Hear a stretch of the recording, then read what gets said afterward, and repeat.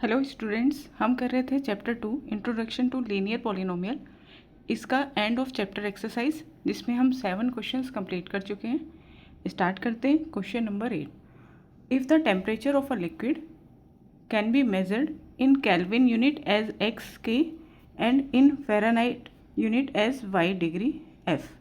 तो एक लिक्विड है जिसका टेम्परेचर हम केल्विन यूनिट जिसको हमने एक्स से शो किया है उसमें और फ़ारेनहाइट यूनिट जिसको हमने वाई से शो किया है उसमें मेजर कर सकते हैं।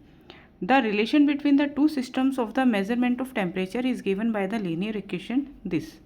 तो जो दोनों सिस्टम हैं टेम्परेचर को मेज़र करने के, उनका जो रिलेशन है वो है y is equal to 9/5 with in bracket x minus 273 plus 32। तो फाइंड करना है हमें फर्स्ट केस में, find the temperature of the liquid in Fahrenheit if the temperature of the liquid is 313 K।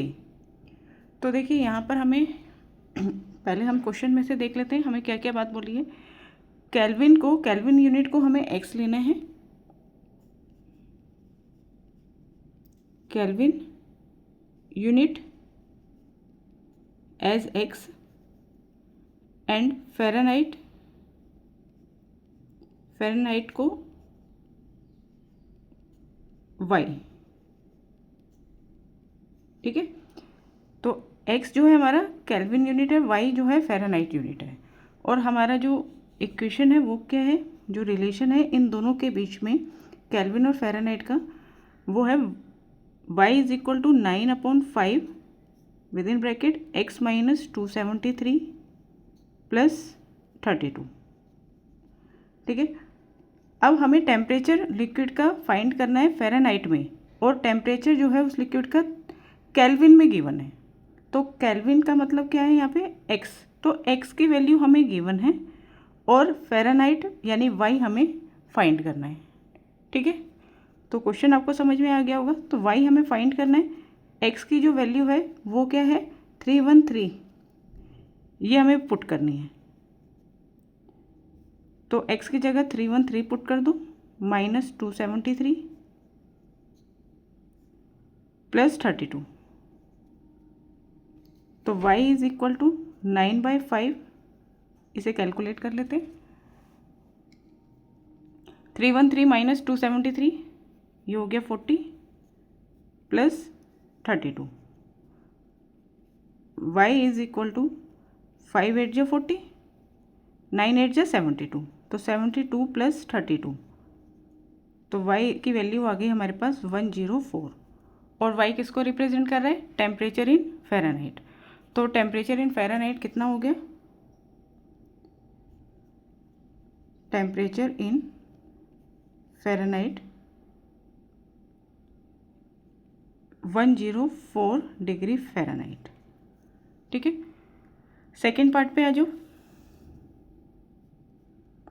अब हमें टेम्परेचर 158 डिग्री फ़ारेनहाइट गिवन है और उस टेम्परेचर को केल्विन में चेंज करना है। तो देखिए फ़ारेनहाइट क्या है, फ़ारेनहाइट यूनिट जो है वो y को रिप्रेजेंट कर रही है। अब हमें y की वैल्यू गिवन है और x की वैल्यू फाइंड करनी है। तो पहले तो ये इक्वेशन लिख दो, y इज इक्वल टू 9/5 और ब्रैकेट में x माइनस 273 प्लस 32। ठीक है, अब 158 ये हो गई y की वैल्यू, ये यहाँ पे पुट कर दो। क्यों करी हमने y की जगह, क्योंकि फ़ारेनहाइट यूनिट जो है वो y को रिप्रेजेंट कर रही है। तो फ़ारेनहाइट में अगर हमें टेम्परेचर गिवन है तो वो हमें y के प्लेस पे लिखना है। तो 158 is equal to 9/5 x minus 273 plus 32।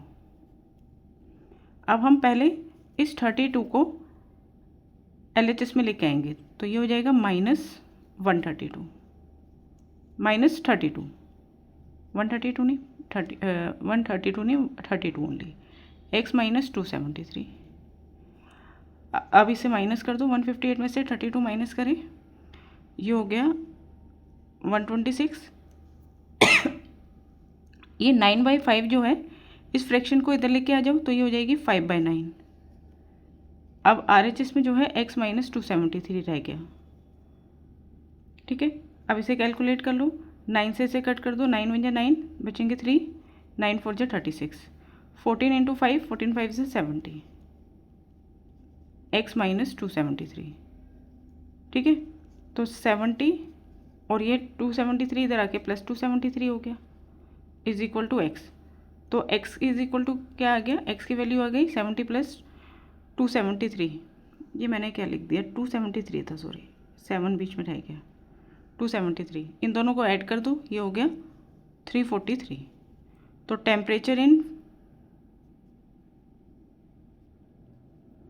किस में निकालना था, केल्विन, कितना आ गया 343 केल्विन।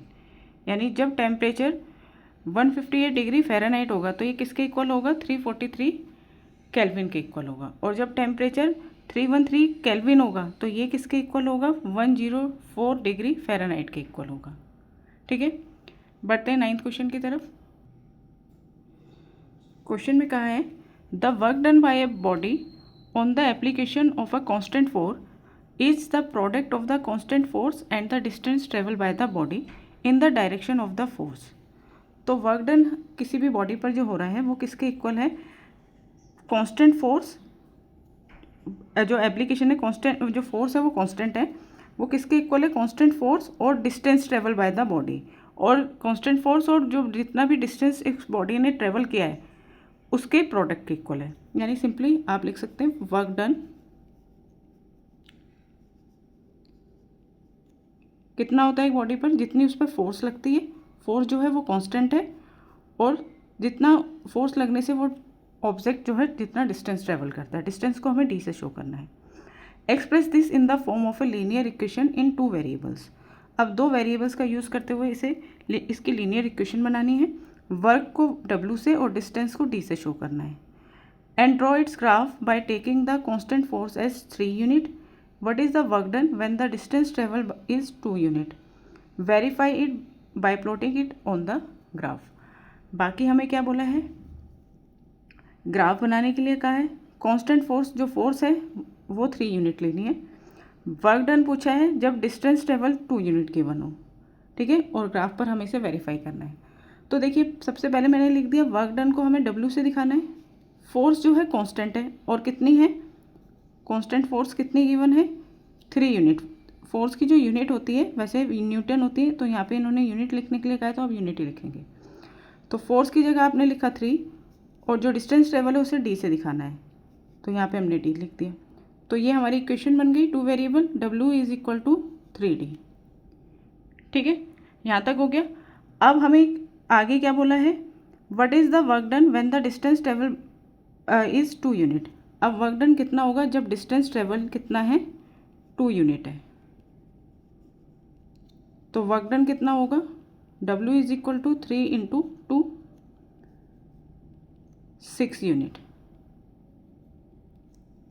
ठीक है, ये भी हो गया। अब हमें इसका ग्राफ बनाना है। तो ग्राफ के लिए पहले हम ले लेते हैं 2 पॉइंट्स।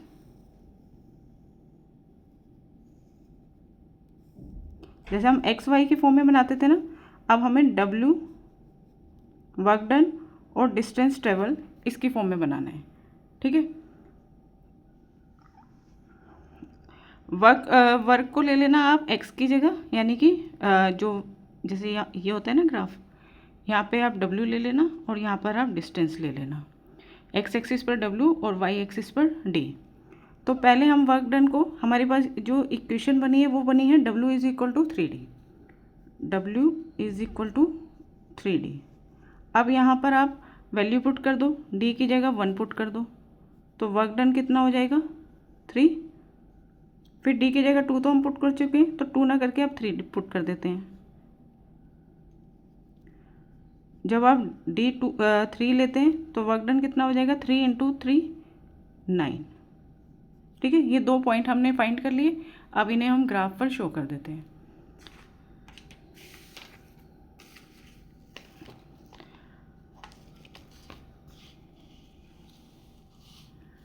अब पहले मैंने बताया था वर्क डन को आप एक्सिस पर ले लो और डिस्टेंस ट्रेवल को वाई पर।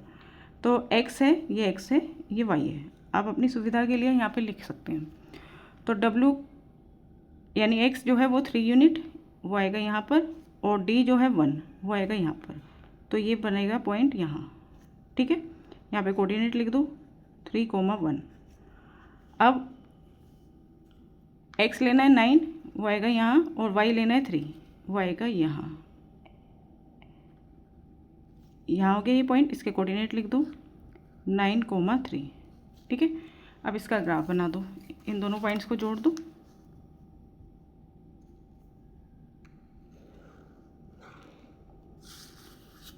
बस इतना ही हमें इस क्वेश्चन में करना था। ग्राफ प्लॉट करने के लिए कहा था, ये हमने ग्राफ प्लॉट कर दिया। उसके लिए हमने यहाँ पर ये 2 पॉइंट्स ले लिए, ठीक है। इससे पहले हमें इसकी लीनियर इक्वेशन बनाने के लिए कहा था, और f को हमें कांस्टेंट लेना है 3 यूनिट। f की जगह हमने 3 रखा, d हमारा चेंज हो सकता है, तो w = 3d, ये हमारी इक्वेशन बन गई, लीनियर इक्वेशन 2 वेरिएबल।